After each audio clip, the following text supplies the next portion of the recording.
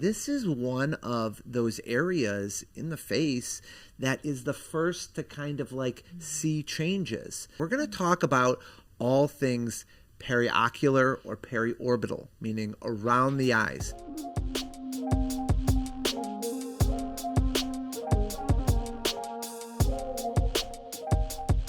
Hi, everyone, and welcome back to the Beauty in Bloom podcast. As always, I'm one of your hosts, Dr. Jason Bloom. I'm a facial plastic surgeon in the Bryn Mawr, Pennsylvania area, right outside of Philadelphia. And I'm joined by my wonderful co-hosts. We have Lilly Marquez, Hello. nurse injector, Sarah Hawkins, Hello. nurse injector, and Simona Talma, nurse practitioner injector. Yeah. You always Yeah. you pause. You always want to call me Sloan. Like Sloan. you look like a Sloan. He did say, he's like, where's Stallone earlier? Where's Sloan? This is going to be an exciting episode, I think, of our podcast because it's one of my favorite areas, I will say, as a surgeon to rejuvenate. And we're going to talk about all things periocular or periorbital, meaning around the eyes. Brows, upper, lowers, the tissues around it. I think it's so important. And the interesting thing is that this is one of those areas in the face that is the first to kind of like see changes. Different areas of the fat pads tend to lose volume, droop, maybe even into our 30s and 40s, but even in our early 20s, we begin to lose volume around the eyes. We start to see some heaviness in our upper eyelids. The brows are starting to come down a little bit. All those things happen very early on. And I always tell patients, no matter if they're coming in for a facelift surgery or some kind of facial rejuvenation surgery, the best bang for your buck, the best thing you can do for yourself is something around the eyes. Yeah. And it makes the biggest difference. I remember I showed this picture of a patient I operated on, and this woman in her late 60s, and she just had horribly, hooded eyes and big bags, and I did an upper lower eyelid blepharoplasty, eyelid lift with FatGrafting on her, and I show people and they're like, wow, that's really amazing. And then, I'm showing the up close views of their eyes, and then I show them the whole face view, and I'm like, look at this picture and this picture. And they're like, oh my gosh, the facelift you did. And I was like, whoa, wait, what do you mean? Like, I didn't do a facelift on that patient. All I did was her eyes. And they're like, it is unbelievably rejuvenating, the results you see with just doing eyelid surgery. So this is exciting. I'm really excited to talk to you guys about all the different areas that you guys like to treat around the eyes. Yeah. And, hit me with some good questions. I think it'll be great. So first of all, let's start a little bit with anatomy. I think the easiest thing to talk about is, the upper eyelids. And in general, the lids and brows start to droop a little bit. And we have to really assess patients and figure out, is it the upper eyelid itself that's coming down, or is it the brow? And, an aesthetically beautiful brow in a woman is above the orbital rim, and with the peak somewhere between the lateral limbus, which is the iris, the colored part of the eye, and the corner of the eye, lateral canthus. And it should be above, and peaking laterally and above the orbital rim. In a male, we tend to have a flatter brow. We don't want as peaked or arched of a brow, and it tends to be at or above the orbital rim. But what are you guys seeing? What are you doing to treat, for example, let's start with brows. What are you doing for that, and what's helping? Sarah, you can give me some feedback of what you're doing to treat patients with, their brows are starting to get drooped. Or So the easiest and I think most straightforward thing that you can do for that is Botox in the glabella and around the eye, because you're going to get a little bit of brow elevation with that, and you have to omit the frontalis there. Yeah. Right. Because you want, those are your brow depressor muscles, right? So, and people, how many people come in and see you, you know, Lily, they're like, can you raise my brows? Just put some Botox in here. Yeah. And Right? I want no movement in my forehead. I want my brows lifted, and their eyelids are like down here. Yeah. And you're Right. like, They no. don't understand that there are muscles that lift and muscles that pull down. There's only one brow elevator muscle in the entire face, and that's your frontalis. Yeah. And I said, if you want that muscle working, it has to not get tox. And so if you want to weaken the brows that pull, the muscles that pull the brows down, as Sarah was saying, we treat the glabellar complex in between the eyes, and we treat the lateral canthalides or the crow's feet, which pull the tails of the brows down, and these muscles in here pull the brows together and down. We let the frontalis work and lift the brows up. That gives you that chemical brow lift. Yeah. What about some of the other treatments that you guys are doing non-surgically for brows? Have you been doing a lot of Softwave? I started doing Softwave for the brows again because I started having more patients ask for it, and the results are beautiful. You have to set an expectation, but you're seeing a couple, and I correct me if I'm wrong, like 1 to 2 millimeter, like a little bit like of a lift, but it's making a significant difference. And I will do Softwave on their entire forehead. Yeah. So you're kind of getting a brow lateral, medial, a lift like lateral and medial, and the patient's very happy. They're not stopping their neuromodulator, but you are seeing a little bit of a lift. And actually one of our front desk girls is her result. on the Softwave website. She's like on banners, and she had a beautiful result, and there's zero downtime. It's really interesting because in the actual study for the competitor to Softwave, which was Ultherapy, that was the first ultrasound device to get approved, FDA approved for brow lifting. Yeah. And the results of the study were like on average 1 to 2 millimeters of brow lift. The study patients in the Softwave trial, which is also approved, FDA approved for non-invasive brow lifting, it's like 4 to 5 millimeters. Okay, that's I was pretty I It's like thought it was insane. more Is than that that. off of one treatment? Yes. Yes. Wow. This And is we one actually treatment. have That the is new incredible. handpiece. Right. So we have the larger handpiece, which I treat the entire forehead with, but we actually have a tiny handpiece that you can actually go right under the That's called eyebrow. the precise handpiece. Yes, the precise. And you can go and treat this area, and it helps to give you that extra lift. So, couple of questions. A, is it still like you have to wait 2-3 months to really see results? You like have, do yes, with it's not other- the instant okay. gratification. Patients normally at that 8-week mark, like 2 months is when they're saying, I'm starting to see like a result. We always take pictures. That's the biggest thing. In the same room, same lighting. And I bring my patients back at 2 months, and then I bring them back at 4 months. And then the 4 to 5 month mark is when they see the optimal results. And how painful is it? Actually, so we used to do a block. I've blocked the forehead. I've done topical, and I just use like a handheld fan, and my patients held the fan. We have the Zimmer as well. My patients have tolerated it wonderfully. So I don't even do the block anymore. It's tolerable. Brow lifting, I will say, with Softwave, I think is a little bit more painful. Yes. So what we used to do is just like literally take a small like a tox needle and put a Yeah, drop what at the would that be? supratrochlear and supraorbital rims on both sides. It took 2 seconds, and the whole forehead is It's numb. numb, yeah. And then It's you can easy just to treat. numb the forehead. It is Yeah, it's so so you can easy. inject I've done it or for a you lot can of do Collins topical. patients. And they tolerate it very well. And there's zero downtime. Maybe a little swelling if you do like the injection, like with the numbing, but by the time you go home, everything's completely normal. Yeah, it's no big deal. What do you think about filler for a brow lift?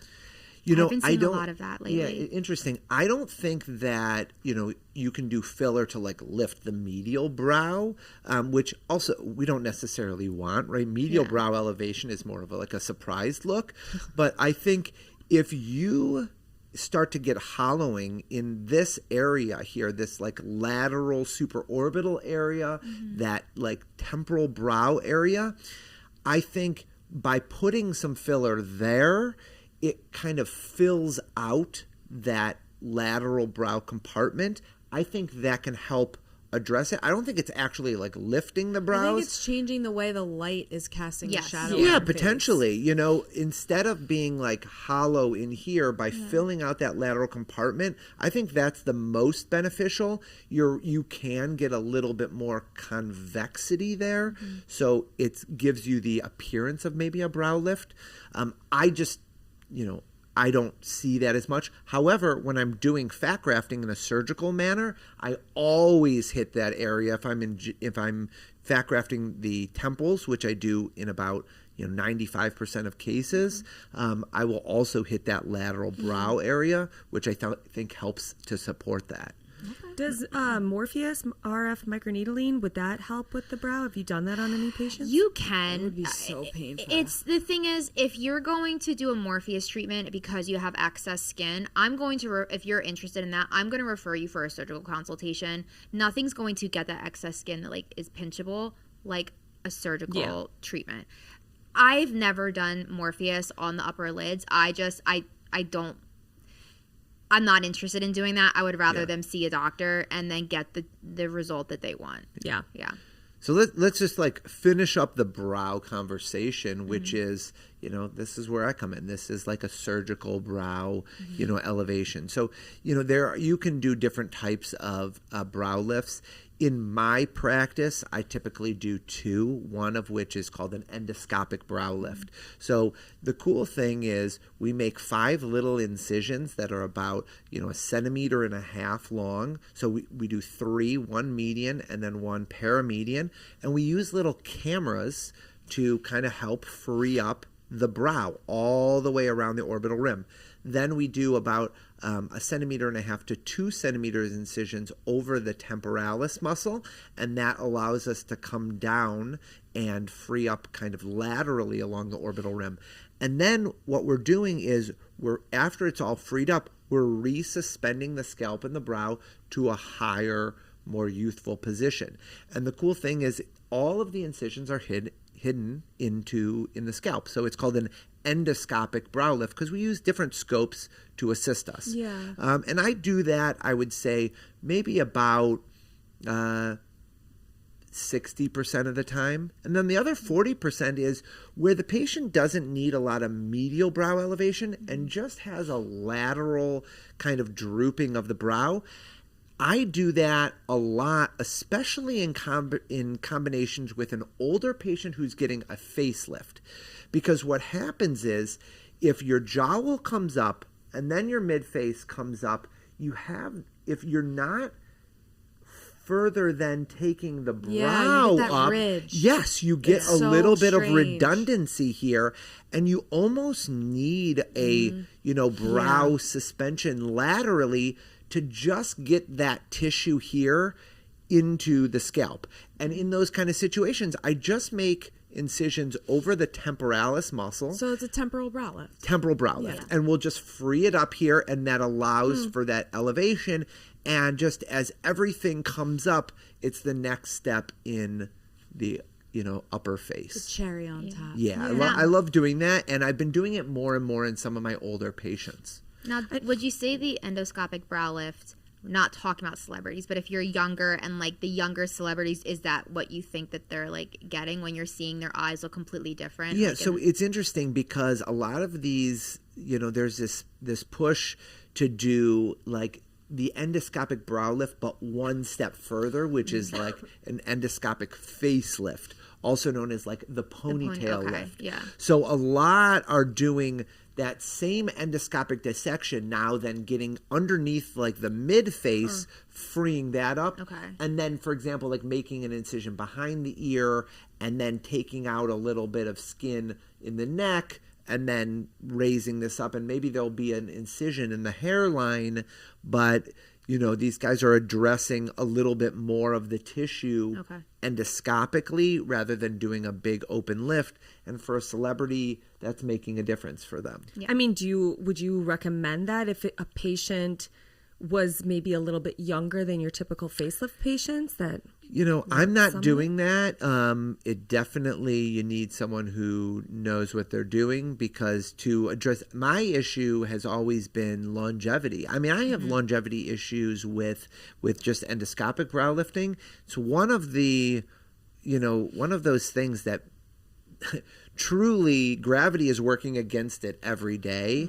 And to really get a long lasting brow result is very difficult. So endoscopic facelifting, I don't know if it's totally the longevity is out there. I'm not doing that in my practice. Okay.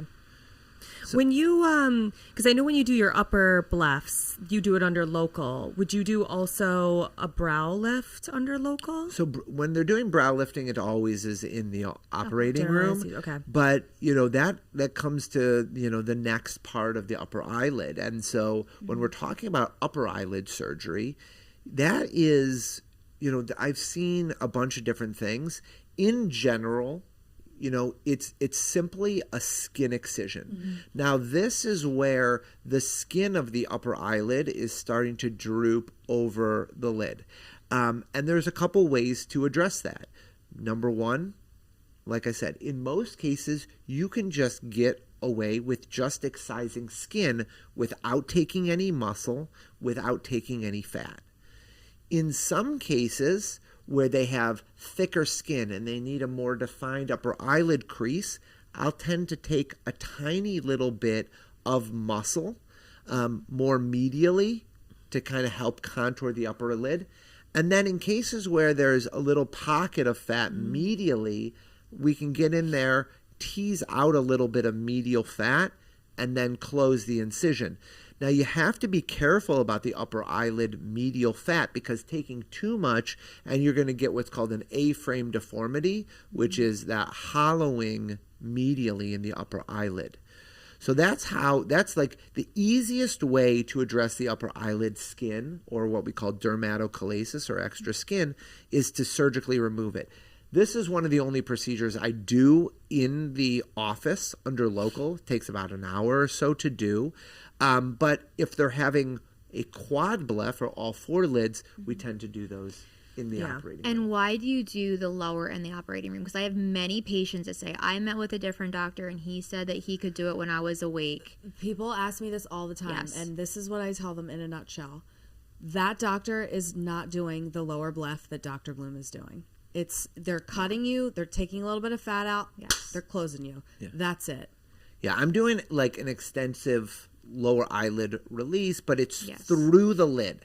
So if you can just imagine, what we do is we pull the so I'll do again, 90% of cases, I do a transconjunctival lower eyelid surgery.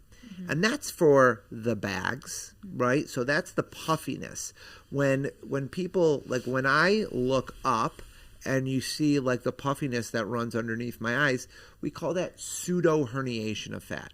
What happens is there's the orbital septum, which gets loose over time, and that fat then pushes forward. That is orbital fat. So it's within the socket, the bony eyelid socket, and when we look up, that fat gets pushed out. What happens over time is that the cheek begins to descend, and then we see hollowing that exists under or around that bag. And then what we call it is the double bubble, right? We have the bubble of the lower eyelid and then the bubble of the cheek. And so in order to remove the fat, we go through the eyelid. So I literally retract the eyelid down. I go through the lid to remove the fat. Do you see how, I'm inside the lid. It is very, weird and scary to patients to be awake to have me operating through your lower eyelid. I'm also using cautery and things. It's not, in my mind, safe to be operating on the lower eyelid with someone awake. It's just a weird situation, and I prefer the patient sleeping at that point. You're also doing a lot more, too. Yeah. I mean, you're doing liposuction to get a little bit of that fat. You're grafting that fat. I mean, it's not like you're just removing. You're not just removing, the fat sewing in the up, under eye and sewing it shut. That's a great point.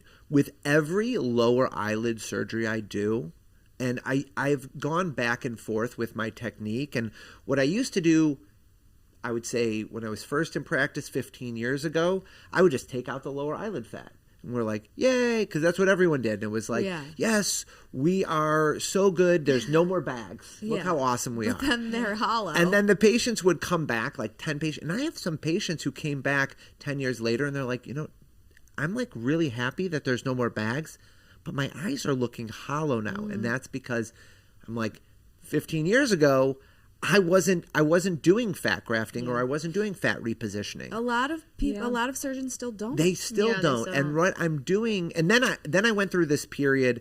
This is probably about 10 years ago, where I would do something called fat transposition, which I took the fat and then I sewed it underneath the periosteum along the rim. I think you were to still fill doing that in when I first started. Yeah, maybe. Okay, so maybe it was about 6 years ago or so. You were. And I would do it in certain cases. I just wasn't getting the results I wanted because a lot of people still needed more volume than just like a little medial or middle compartment volume. And what I've been doing for the last 6 to 8 years, depending, is I do conservative fat removal. So we take out the bags and then we do fat grafting. But a lot of people are like, wait a second, you're taking out the fat and then you're putting in fat. And I'm like, it's at 2 different levels in 2 different areas. Yeah. We're taking out the bad fat, which lives within the orbital rim, and I'm grafting fat at the lid cheek junction. So that is going to help smooth at that kind of that ridge where that double bubble happens. And then the last thing is, how do you tighten skin? There's only really 3 ways to tighten the skin, and that happens on top of the muscle. So you can either do a chemical peel, and some people peel, and some people laser, which is the second kind of option. I'm more of a laser guy. I never was taught how to do like high-level, deep chemical peels. So I do more lasers. And then the third is a skin pinch. And that involves literally a small pinch of about 2 millimeters skin right underneath the lash line. And I would do a skin pinch in about 85% of cases, and about 15% I do the laser. So that's kind of in my practice how I address the lower eyelids. But let's say, Simone, what are some other things that you've been doing to address, so let's say they're not ready for surgery, right? What are you doing to kind of temporize the situation in your practice? Yeah, I mean, so when we have patients that come to us wanting filler under their eyes, some of the patients are candidates. They're just truly hollow. But I find that more patients are actually complaining about bags under their eyes, in which case they're not candidates for filler. So that's where Gel PRF comes in. And I tell them, this is your second best option, because truly you should be meeting one of the plastic surgeons, because that's what you need. But some people, it's just not on the table or not yet. And so that would be the next best thing. I love the results. The only downside is that they're pretty much needing to come in every 3 to 6 months, really like 3 to 5 months, to do it again and again and again. Until they're ready to have surgery. Yeah. But it does look good for just a short period of time, though. And Sarah, tell us, what is Easy Gel? So basically, in a nutshell, the way I explain it to patients is, we draw your blood, we spin it, we separate the stuff that we need from the stuff that we don't need, and then we heat it, cool it, turn it into a gel. It gets mixed with albumin, and then we inject it. So it's all your own material. It's organic. All the good stuff. It's like a filler-like material, which is just albumin protein, and basically your own good parts of your blood, the platelet-rich fibrin or platelet-rich plasma that we're injecting into that area. And I agree, it looks good, and I have no problem operating on a patient who's had Easy Gel or things like that. It's unproblematic. Yeah, I mean... the interesting thing is, now in this day and age, it's really interesting because I would say 60 to 70% of the patients I see for lower eyelid surgery have UnderEyeFiller. Yes, I have to dissolve.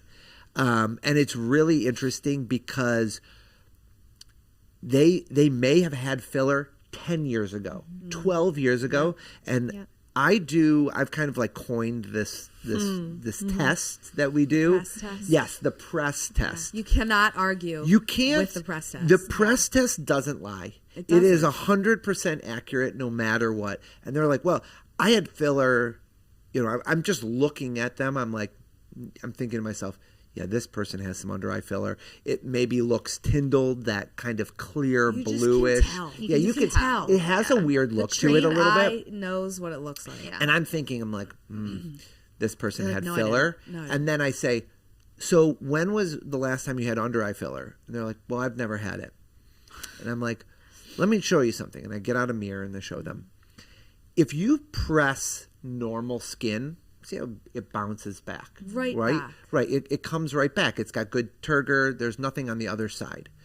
But in a patient with eyelid filler, I press on it with a Q-tip and I hold it there for 3 seconds and I let go and it pits. Mm-hmm. There is like pitting edema, but there's like this, trough right where the Q-tip is.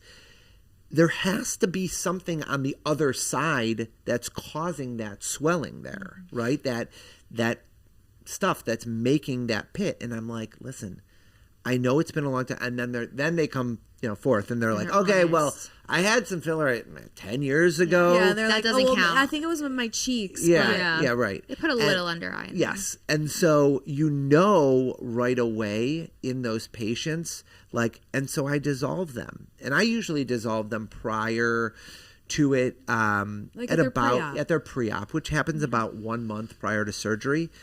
But I still occasionally, very occasionally, do some periocular filler, but I explain to them, what are the risks and benefits. So are you still doing some under eye filler? No, I honestly can say that I haven't done under eye filler. It's been a long time. Over a year. Yeah. But if a patient's coming in concerned about their under eyes, unless I truly feel that they're going to be happy with Easy Gel, because you do have to set an expectation, I'm pushing them to do a Bleph consultation.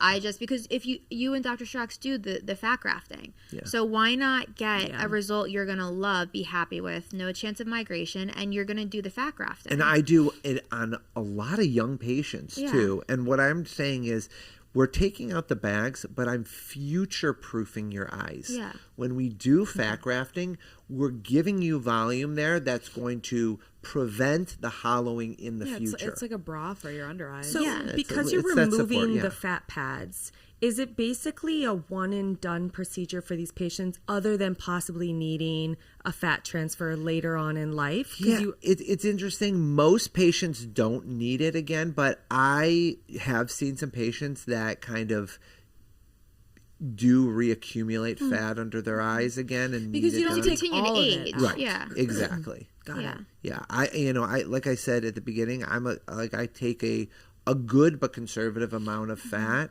To help contour that area. I know in the operating room when I'm about 2 millimeters below the orbital rim, that's where I like to stop. So I put a Q-tip in there and I see that's about, the depth of a Q-tip. I know that that's the level that I have to be at to get a flat looking lower eyelid. Yeah, got it. Yeah. And then, tightening, what are some of the other things that you guys are doing? Are you doing some lasers to tightening the under eyes, or the thing with laser is the best laser for under eyes is CO2. Yep. You're very limited on you're limited to who you can do CO2 on, because you have to be a fair skin type.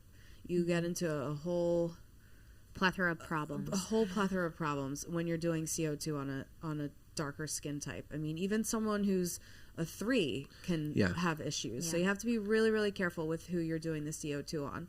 And the recovery it's not great for CO2. It's definitely you know that you were pushing me to do a bleph on you, and I was like, okay, we're gonna laser. Yeah, you're like, if you want to be able to close your eyes, I'm not doing an upper bleph on you. You were pushing me to do a laser, and we ended up doing an upper and lower eyelid laser. Like, I lasered your entire eyes. Yeah, you got me. I was so sad I missed that. You I were think I was on awesome, maternity leave. but I was red for a good 4 weeks. Oh yeah. I mean, I say, like, if you have like a really aggressive CO2, and we went pretty strong, to be able to get the same amount of tightening that like a bleph would have given you. I say a good week downtime where you're putting ointment on it, and you're red for about a month with some swelling there too. Yeah. I mean, it's fine because I work here, so Right. it's no big deal. But if you're someone who has a corporate job, it's not ideal. Yeah, we hammered your eyes a little bit. It was awesome. Yeah, you must I have loved pissed him it. off before that treatment. No, it was But awesome. you know what's the important thing too, just as like a safety kind of thing? If you're doing periocular laser, so whether it's addressing, veins with like a long pulse anti-YAG, or you're doing CO2, you have to put in metal eye shields. It's so important because you have not a leg to stand on if you have like an eye injury with a laser. I've seen people, I put a gauze over it and cover it up, and like, so scary. It is really, really scary. And sometimes even the people that talk about it, I see they're lasering the under eye with no shields in. Pulling down they on use the the eyelid. metal You goggles. gotta Yeah, but you're have- pulling down. Like, ugh. Yeah. You Another gotta thing have is- eye shields inside, intraocular shields. Yeah. You can tighten the under eye too much. Oh yeah. And then your eye is, it's Right, you can get it what we call ectropion, Yeah, or like yeah. changing the shape of the eye. These are like the dreaded complications that we see, where it's like too tight, it's pulled down, scarred. That's really scary stuff out there. Yeah, the CO2 is no joke. Yeah. And I feel like you could do like less. I mean, you're not going to get a CO2 result. I've done microneedling under the eyes, and you don't have to do goggles. I've done RF microneedling. I've done Morpheus, potential bruising. It helps. Softwave is nice. Softwave is great for the under eye. You can use the precision hand piece. You can do halo, but if you're going to do halo under the eyes, you have to have the eye shields in. But there are other options, but the CO2 is definitely the best option that you can do. Yeah. What are you doing? I think this is for injectors out there. One of the bane of our existences, and one of the hardest things to treat, is this idea of like malar edema and just swelling in this cheek area. Not to be confused with festoons. Right, not to be confused with festoons. It's not the same thing. So it drives me crazy. Exactly. that. They come in with this like huge like swelling here, and they're like, "Oh, somebody told me it's festoons." Festoons it's actually a surgical thing. Very, very difficult to treat. Festoons are when the orbicularis muscle overlaps itself. So it's like the muscle is overlapping. That is a true festoon. They can be treated with like direct excision, like cutting them out. Like people are doing things like putting in doxycycline and like kind of like sclerosing it. People have using RF microneedling to tighten it. I don't know. I think it's one of the more difficult things to treat. Yeah. Very difficult. I've done some kind of like mid-face lifts through the lower eyelid and tacking it up to kind of, again, like resuspend that muscle. Very difficult to treat. But malar edema is that swelling that exists. It's accumulation of fluid. Exactly. And, there are 3 like nodal basins for your lymphatics that drain the periocular region. You have the infraorbital nodes, you have the malar or cheek nodes, and then you have the buccinator kind of nodes here. And what the lymphatics do are they're channels to rid the area of impurities. So, the lymphatics are extremely, extremely delicate. And they go around and try to get rid of impurities in this this periocular area. But let's say that it finds filler, right? And it's trying to like remove the filler because it's like a foreign body, and it's like, okay, let's get rid of this filler. once those delicate lymphatics get blocked, it's like as if it's like the bridge from here to Jersey, right? The Ben Franklin. If there was a crash, an accident in the middle of the bridge, like there's going to be a huge backflow of cars, right? Yep.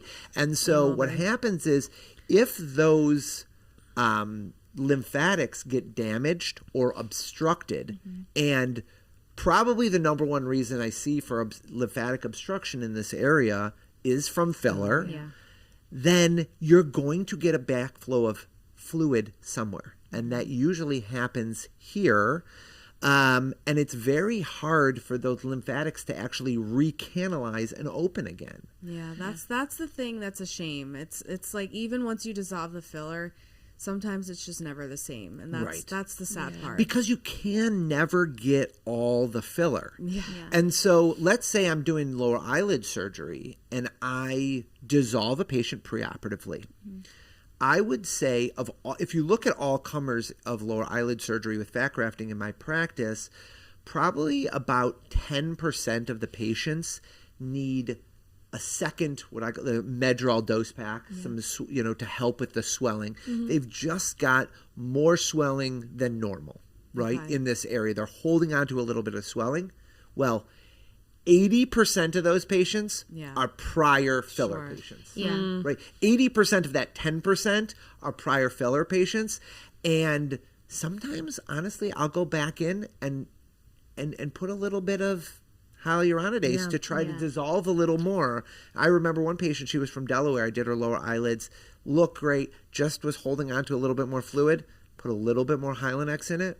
Got rid of it. See ya. Yeah. So, I mean... But yeah, it's unfortunate. I mean, what's like a way, I guess, to prevent? Because your lymph nodes, it's both superficial and deep, right? They come out towards you.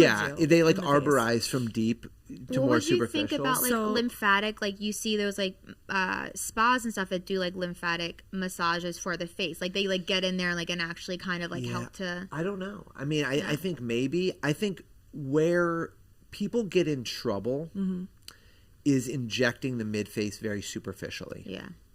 Because there is a good amount of those lymphatics running superficially. And if you're injecting in the deep fat pads on the bone, I think, for the most part, you're safe. It's when you start to get more superficially. Like when you say superficially, you mean in the superficial fat pad or even more superficially sometimes. Okay. I think that's one of the issues. And hyaluronic acid, like... 1 gram of this stuff can bind up to 6 liters of water. Yeah, it just pulls water like crazy. And depending on what kind of filler it is, they tend to swell more. Yeah. So we know that fillers that have a high, in general, I'm generalizing a little bit, but the higher the hyaluronic acid concentration of a filler, the more tissue water it likes to pull from its surroundings to actually reach equilibrium. So if you have a filler that has 24 milligrams per milliliter of hyaluronic acid versus one that has 15 or 20, the one that's 24 is going to have a larger swell factor, and you're going to see more fluid retention. Okay. Yeah. I think another thing that I've seen cause malar edema, it's not as common, but it definitely does happen. If you over-tox around the eyes. Yes. Yeah. That Great is point. Definitely something. Yeah. And it subsides. It's usually, you see it in the first month. And then it kind of, by week 6 after they've been injected, it kind of starts to chill out a little bit. Yeah. But I remember I had that happen to me for the first time. It was 6 years ago. And I called you and I was like, what the heck did I do to this person? Yeah. It's really interesting because the orbicularis oculi muscle, right? That orbits the eye, hence the name. And that muscle doesn't just close the eye and create these... Pumps out the fluid. Exactly. Yeah. It doesn't just close the eye and cause these crow's feet, which we hate. It also is in charge of actually constricting the eye and pumping out fluid from the lower eyelid. Well, if you weaken that muscle with enough neuromodulator, that pumping action isn't there. And you can get a little bit of backflow, and patients will not even necessarily say they don't they might have like less lines, but they don't like the puffiness that they see in the morning.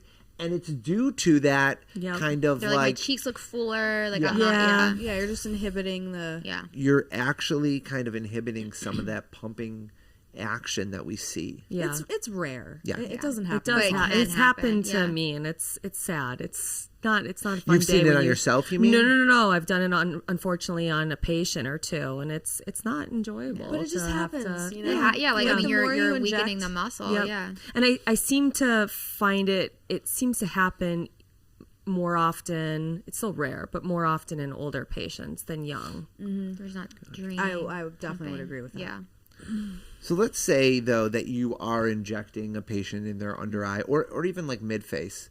I'll start with you, Simone. Like, what are some of your go-to fillers for the periocular area if you're going to do it, and why?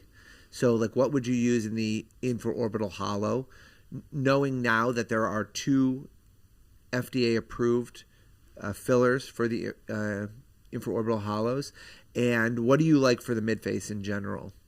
Mid-face, I typically will treat deep and superficial fat pad, and I treat them differently. I use needle down to the periosteum, and I will use either RH4 or Restylane Lift.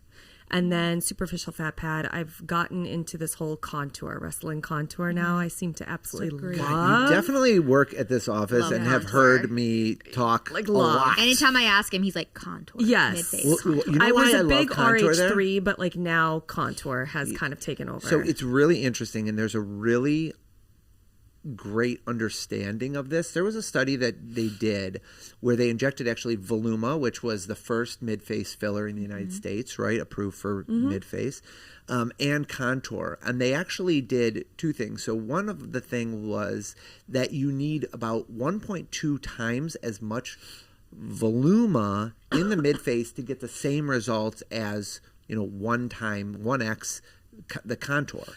And then they did actually ultrasounds of the tissue, and you can just see the volume occupied by the amount of contour is way bigger in the tissue than the Voluma. Yeah. And the whole idea is particle or calibration size of the filler.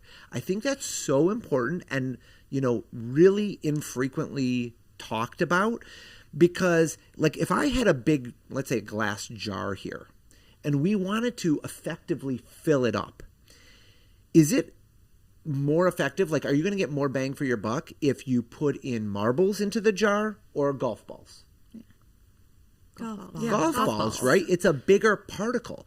Yeah. So if you're using a bigger particle filler, and it is a great filler, it's a strong filler, but it has a large calibration or kind of particle size, it's going to be more space occupying, and you're going to get a better result with less filler. It's really but pretty. it's also such a good filler because it actually has a low G prime and it's highly flexible. Right. So it's they've kind of tricked the system with the contour because it gives you a lot of volume, but it also is so flexible and has a low G prime, so it's nice in that superficial plane. I mean, it's got a lot of push. It is a lot of hard because of that particle size. Exactly. You want it to be. It's like, I feel like a syringe of contour goes a long way. It does. It's your workhorse. Because again, like you've always said, when you do trainings, don't be looking at the syringe. Look at the skin. Like so I'm looking at the skin. When you drive a car, you want to look at the road, not the steering wheel. Sometimes, Simone, I don't think you're listening to me at all, but I guess it is coming through. But it's amazing because I'll be like, damn, this looks so good. And then I look down at my syringe. I'm like, I've only done 0.3. Yeah. Normally I feel like I can get away with my like little one children syringe. are growing up. I'm so proud. I'm like, I'm going to treat like medial. I'm like, I might do. He goes contour. Yeah. I said, but I want to try. He goes contour. No, it's I mean, listen, we inject a bunch of different products here, but I think it's really good for the volumizing aspect. Yes. But I like how you were saying, I like to be on bone in the deep fat pads with a needle, with a strong product, lift something like beautiful. that. It's great. Yeah. Yep. Sarah, what do you like for the actual infraorbital area? So, I mean, there's only 2 products that I'm going to use there. It's either Restylane or Redensity, RHA Redensity. Usually my go-to is Restylane But if someone, Restylane is a lot thicker of a filler than Redensity. I mean, they're on two completely different ends of the spectrum. The exact opposite ends, yes. Right. Yeah. So it totally depends on the patient. I'm still trying to figure that out. I love Restylane in the under eyes, and I always tell patients, like, expect like a 40% improvement because you have to go under the muscle, otherwise you are going to run into issues. I'm still trying to figure out, like, tell me, when should I be using Redensity over Restylane? So I've tried, so interestingly, the only two FDA approved fillers for the infraorbital area are Volbella and Restylane L, which is now called Restylane Eyelid, but it's the original Restylane. But I want to talk about that really quick because the FDA approval is for 0.25 under each under eye. No, technically. Well, it comes in a small syringe, half cc syringes, because the actual tear trough or infraorbital. So the actual tear trough is small. Right? It's here medially. Like tic-tac. But like to get this whole area, like you have to treat the whole complex. And that's why I was talking about the mid-face, which should be treated first before you treat the infraorbital hollow. Because what happens is if you volumize that, all that's left, you might only need 0.25 per side with a syringe of, of Restylane. So the thing is, if you put Restylane, and I like Restylane if I'm injecting this area for a number of reasons. Number one, it has the least amount of cross-linking of any of the fillers. So if I have to dissolve it, boom, and that's I know the area it's gone. We're dissolving that's more than the anything most else. Common area we dissolve filler. I can put hyaluronidase in it, gone, right? Yep. Number two, high G prime, I'm not injecting this in the skin. The tissue planes in that area, our skin is attached to the muscle. That's the only area anatomically on the face that's like that. Exactly. Other areas, it's skin, subcutaneous tissue, muscle. This is skin muscle. So you have to put the filler underneath the muscle to like raise it up. And so you want something that's strong and going to push a little bit. Well, it gives you a little bit of a buffer too for when it swells. Exactly. You want the muscle to be a buffer between the filler and the skin. Where the problem comes is that the injectors who try to hydrodissect the skin and the muscle and put filler between them, then you've just created a loculated worm in between those two. You've seen that. It's like a blue worm under their eyes, and the filler can't go anywhere because that's not a normal glide plane for tissue. Yeah, you just made a new one. Exactly. And then that's where it becomes a problem. So I have, for a really superficial tear trough infraorbital hollow, I have injected those patients with Redensity. The reason why Redensity is even good is because it has a very, very, very low hyaluronic acid concentration, so it doesn't swell a lot. Restylane is 20, which is some of the lowest, but I think the importance is its ability to lift the tissue and its reversibility, which makes it, in my mind, the gold standard. See, and that's what gets me a little bit nervous. I've seen quite a few injectors do skin weave in the under eyes and very superficially too. And I will say, a lot of people swear by it. I have seen some amazing before and afters. Listen, but when it comes to needing to reverse, you can't. You can't. Yeah. It's so. It's a nightmare. See how it looks in like scary. 5-10 years. Don't do that. You guys know. Yeah, we know better. Because you can break down the HA, but you can't break down the cross-linking. Yes, exactly. That's a no-no. Well, I think that we've discussed a lot about the periocular area. One of my favorite areas to address from a surgical, non-surgical standpoint. So good having you girls here again. And thank you to everyone that listened in to this episode of Beauty in Bloom. Please make sure you guys listen in, give us feedback. We want to hear from you what you all want to hear about in the future, so we can record future podcasts about those topics. So until next time, thank you for listening.